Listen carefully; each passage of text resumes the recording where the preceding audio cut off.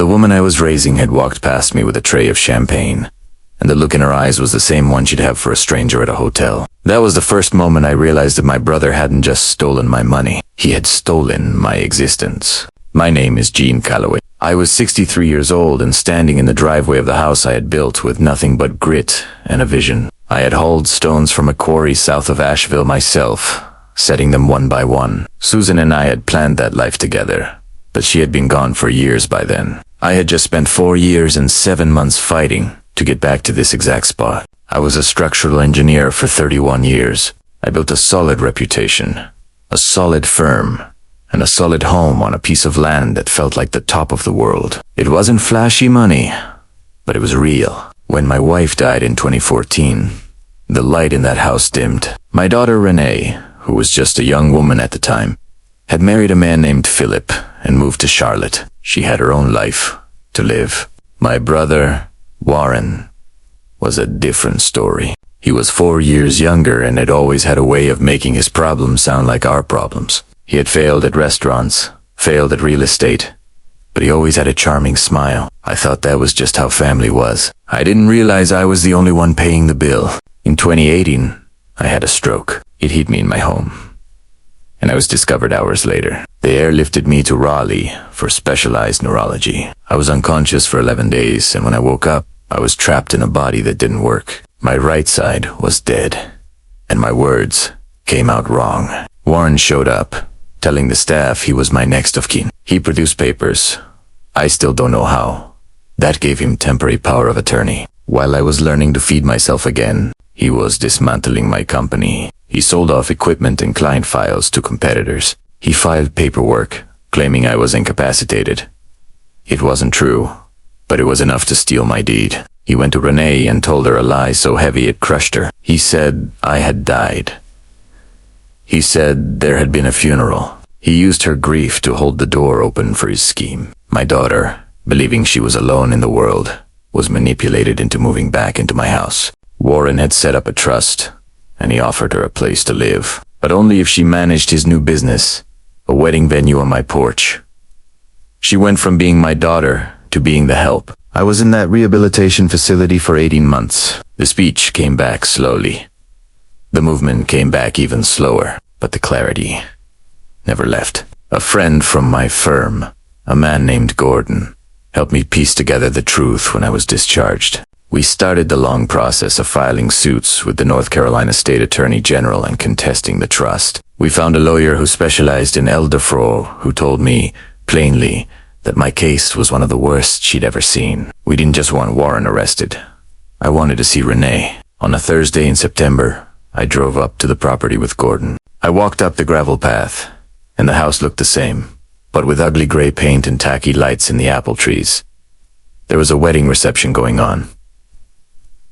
Then I saw her. Renee looked different, thinner, tired. She was moving with a careful, quiet posture, carrying a tray. Say looked up, scanning the crowd. For just a moment, she didn't register me. Then, the tray tilted. She put it down and walked toward me like she was walking in a dream. She stood a few feet away. "They told me you died," she said. Her hands came up and pressed against my chest, as if to check for a heartbeat. It wasn't a cry. It was a release of years of pain. I stood there, holding her as the wedding guests laughed and the string lights blew in the mountain breeze. Then I met her son, Miles. He was 5 years old, eating crackers in the kitchen. When he looked up at me, he didn't question my existence. Renee knelt beside him. "This is your grandfather, Miles," she said. He just nodded. "Grandpa Gene."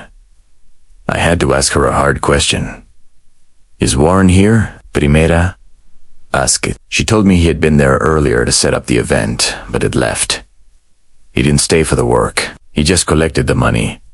I told her to trust me. I told her that people were working on this, and that the most important thing was for her to know the truth. That night, I told her everything. The facility. The fight. The lawyer. The slow grind of proving I existed. She just listened. Then she told me she had kept my name alive for Miles. She had told him about me, even when she thought I was gone. Warren was arrested less than 2 weeks later.